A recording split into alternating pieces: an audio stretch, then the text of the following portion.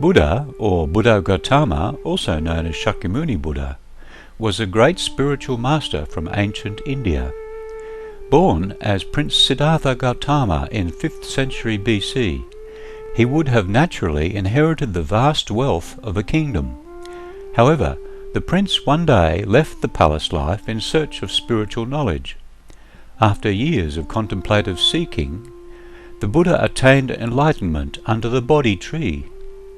He then shared the merits of his practice by providing a method for other sentient beings to be freed from the cycle of death and rebirth.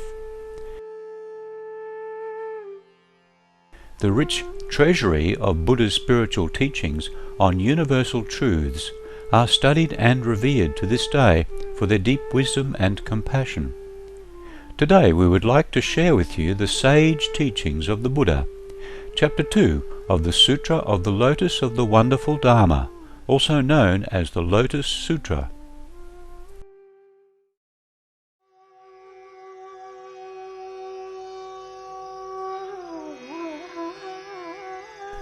Shariputra, the Buddhas preach the Dharma, or true teaching, in accordance with what is appropriate, but the meaning is difficult to understand. Why is this? Because we employ countless expedient means, discussing causes and conditions, and using words of simile and parable to expound the teachings. This Dharma, or true teaching, is not something that can be understood through pondering or analysis. Only those who are Buddhas can understand it. Why is this? Because the Buddhas, the world-honoured ones, appear in the world for one great reason alone. Shariputra, what does it mean to say that the Buddhas, the world-honoured ones, appear in the world for one great reason alone? The Buddhas, the world-honoured ones, wish to open the door of Buddha wisdom to all living beings and to allow them to attain purity. That is why they appear in the world. They wish to show the Buddha wisdom to living beings, and therefore they appear in the world. They wish to cause living beings to awaken to the Buddha wisdom, and therefore they appear in the world. They wish to induce living beings to enter the path of Buddha wisdom, and therefore they appear in the world. Sariputra, this is the one great reason for which the Buddhas appear in the world. The Buddha said to Shariputra, the Buddhas, the Tathagatas, simply teach and convert the bodhisattvas or spiritual practitioners. All the things they do are at all times done for this one purpose. They simply wish to show the Buddha wisdom to living beings and enlighten them to it. Sariputra, the Tathagatas have only a single Buddha vehicle which they employ in order to preach the Dharma, true teaching, to living beings. They do not have any other vehicle, a second one or a third one. Sariputra, the Dharma, true teaching, preached by all the Buddhas of the 10 directions is the same as this. Shariputra, the Buddhas of the past used countless numbers of expedient means, various causes and conditions, and words of simile and parable in order to expound the doctrines for the sake of living beings. These doctrines are all for the sake of the Buddha vehicle. These living beings, by listening to the doctrines of the Buddhas, are all eventually able to attain wisdom embracing all species. Sariputra, when the Buddhas of the future make their appearance in the world, they too will use countless numbers of expedient means, various causes and conditions, and words of simile and parable in order to expound the doctrines for the sake of the living beings.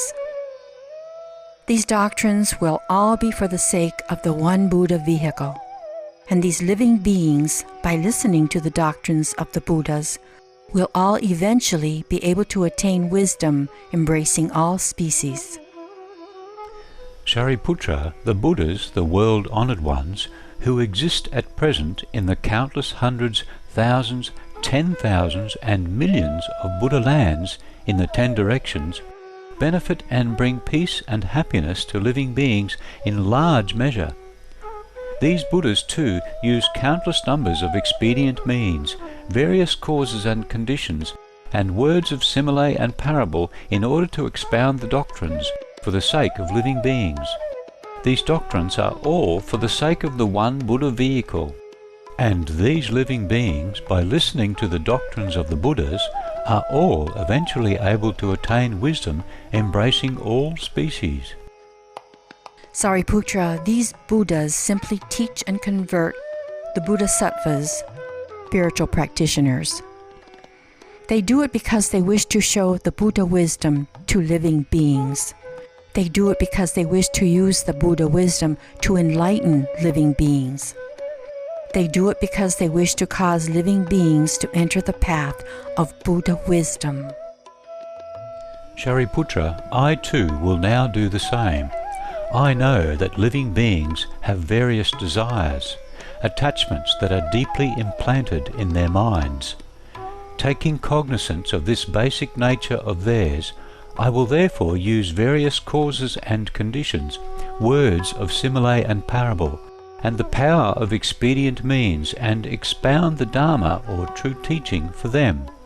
Shariputra, I do this so that all of them may attain the one Buddha vehicle and wisdom embracing all species. Sariputra, when the age is impure and the times are chaotic, then the defilements of living beings are grave. They are greedy and jealous and put down roots that are not good. Because of this, the Buddhas, utilizing the power of expedient means, apply distinctions to the one Buddha vehicle and preach as though it were three.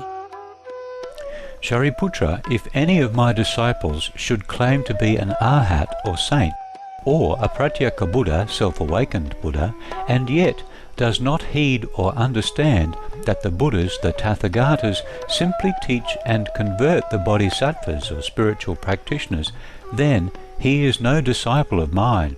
He is no arhat, saint, or pratyeka Buddha, self-awakened Buddha.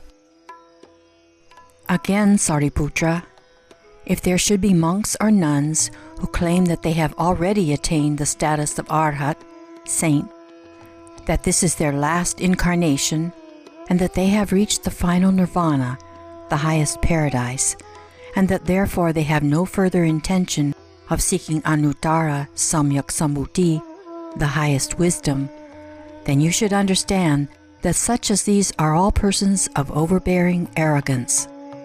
Why do I say this? Because if they are monks who have truly attained the status of arhat, saint, then it would be unthinkable that they should fail to believe this Dharma, true teaching. The only exception would be in a time after the Buddha had passed away, when there was no Buddha present in the world. Why is this? Because after the Buddha has passed away, it will be difficult to find anyone who can embrace, recite, and understand the meaning of the sutras, such as this. But if persons at that time encounter another Buddha, then they will attain decisive understanding with regard to this Dharma or true teaching. Shariputra, you and the others should with a single mind believe and accept the words of the Buddha. The words of the Buddhas, the Tathagatas, are not empty or false. There is no other vehicle. There is only the one Buddha vehicle. At that time, the world-honored one, wishing to state his meaning once more, spoke in verse form, saying, "There are monks and nuns who behave with overbearing arrogance, laymen full of self-esteem, laywomen who are lacking in faith. Among the 4 kinds of believers, the likes of these number 5,000. They fail to see their own errors, are heedless and remiss with regard to the precepts, clinging to their shortcomings, unwilling to change. But these persons of small wisdom have already left. The chaff among this assembly has departed in the face of the Buddha's authority. These persons were of paltry merit and virtue, incapable of receiving this Dharma, true teaching. This assembly is now free of branches and leaves, made up only of those steadfast and truthful." Shariputra, listen carefully, for the Dharma, true teaching, which the Buddhas have attained through the power of countless expedient means, they preach for the benefit of living beings. The thoughts that are in the minds of living beings, the different types of paths they follow, their various desires and natures, the good and bad deeds they have done in previous existences, all these the Buddha takes cognizance of, and then he employs causes, similes, and parables, words that embody the power of expedient means, in order to gladden and please them all. Sometimes he preaches sutras, verses, stories of the previous lives of disciples, stories of the previous lives of the Buddha, of unheard of things. At other times, he preaches regarding causes and conditions, uses similes, parables, passages of poetry, or discourses. For those of dull capacities who delight in a little Dharma, true teaching, who greedily cling to birth and death, who, despite the innumerable Buddhas, fail to practice the profound and wonderful way, but are perplexed and confused by a host of troubles, for these I preach nirvana, the highest paradise. I devise these expedient means, and so cause them to enter into the Buddha wisdom. Up to now I have never told you that you were certain to attain the Buddha way. The reason I never preached in that manner was that the time to preach so had not yet come, but now is the very time when I must decisively preach the great vehicle. I use these 9 devices, adapting them to the living beings when I preach, my basic aim being to lead them into the great vehicle, and that is why I preach this sutra. There are sons of the Buddha whose minds are pure, who are gentle and of acute capacities, who under innumerable Buddhas have practiced the profound and wonderful way. For these sons of the Buddha I preach this sutra of the great vehicle, and I predict that these persons in a future existence will attain the Buddha way, because deep in their minds they think of the Buddha and practice and uphold the pure precepts. They are assured they will attain Buddhahood, and hearing this, their whole bodies are filled with great joy. The Buddha knows their minds and their practices, and therefore preaches for them the great vehicle. When the voice hearers and bodhisattvas, spiritual practitioners, hear this Dharma that I preach, as soon as they have heard one verse, they will all, without doubt, be certain of attaining Buddhahood. In the Buddha lands of the 10 directions, there is only the Dharma of the one vehicle. There are not 2, there are not 3, except when the Buddha preaches so, as an expedient means, merely employing provisional names and terms in order to conduct and guide living beings and preach to them the Buddha wisdom. The Buddhas appear in the world solely for this one reason, which is true. The other 2 are not the truth. Never do they use a lesser vehicle to save living beings and ferry them across. The Buddha himself dwells in this great vehicle, and adorned with the power of meditation and wisdom that go with the Dharma, true teaching, he has attained. He uses it to save living beings. He himself testifies to the unsurpassed way, the great vehicle, the Dharma, true teaching, in which all things are equal. If I used a lesser vehicle to convert even one person, I would be guilty of stinginess and greed, but such a thing would be impossible. If a person will believe and take refuge in the Buddha, the Tathagata will never deceive him, nor will he ever show greed or jealousy, for he has rooted out evil from among the phenomena. Therefore, throughout the 10 directions, the Buddha alone is without fear. I adorn my body with the special characteristics and shine my light upon the world. I am honored by numberless multitudes, and for them I preach the emblem of the reality of things. Sariputra, you should know that at the start I took a vow, hoping to make all persons equal to me, without any distinction between us, and what I long ago hoped for has now been fulfilled. I have converted all living beings and caused them to all enter the Buddha way. If, when I encounter living beings, I were in all cases to teach them the Buddha way, those without wisdom would become confused, and in their bewilderment would fail to accept my teachings. I know that such living beings have never in the past cultivated good roots, but have stubbornly clung to the 5 desires, and their folly and craving have given rise to affliction. Their desires are the cause whereby they fall into the 3 evil paths, revolving wheel-like through the 6 realms of existence, and undergoing every sort of suffering and pain. Having received a tiny form in the womb, in existence after existence they constantly grow to maturity. Persons of meager virtue and small merit, they are troubled and beset by manifold sufferings. They stray into the dense forest of mistaken views, debating as to what exists and what does not, and in the end cling to such views, embracing all 62 of them. They are profoundly committed to false and empty doctrines, holding firmly to them, unable to set them aside. Arrogant and puffed up with self-importance, fawning and envious, insincere in mind, for 1,000, 10,000, 1,000,000 kalpas. One kalpa is a period of 432 million years of mortals. They will not hear the Buddha's name, nor will they hear the correct Dharma, true teaching. Such people are difficult to save. For these reasons, Shariputra, I have for their sake established expedient means, preaching the way that ends all suffering, and showing them nirvana, the highest paradise. But although I preach nirvana, the highest paradise, this is not a true extinction. All phenomena from the very first have of themselves constantly borne the marks of tranquil extinction. Once the sons of the Buddha have carried out this path, then in a future existence they will be able to become Buddhas. I have employed the power of expedient means to unfold and demonstrate this doctrine of the 3 vehicles.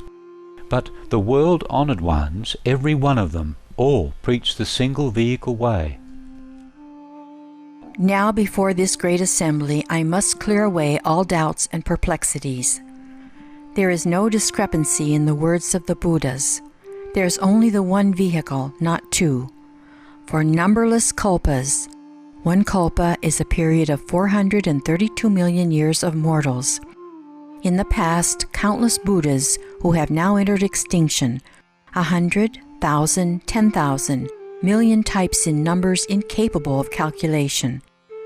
Such world-honored ones, using different types of causes, similes, and parables, the power of countless expedient means, have expounded the characteristics of teachings. These world-honored ones have all preached the doctrine of the single vehicle, converting countless living beings and causing them to enter the Buddha way. And these great sage lords, knowing what is desired deep in the minds of the heavenly and human beings and the other living things throughout all the worlds, have employed still other expedient means to help illuminate the highest truth. If there are living beings who have encountered these past Buddhas, and if they have listened to their Dharma, true teaching, presented alms, or kept the precepts, shown forbearance, been assiduous, practiced meditation and wisdom, and so forth, cultivating various kinds of merit and virtue, then persons such as these all have attained the Buddha way.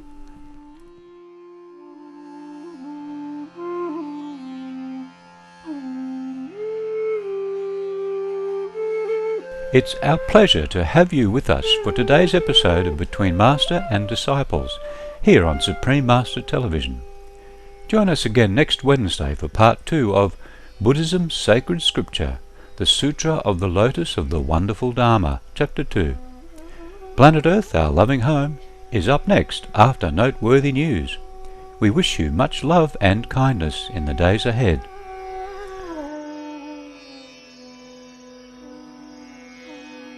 For more details, please visit www.suprememastertv.com/BMD.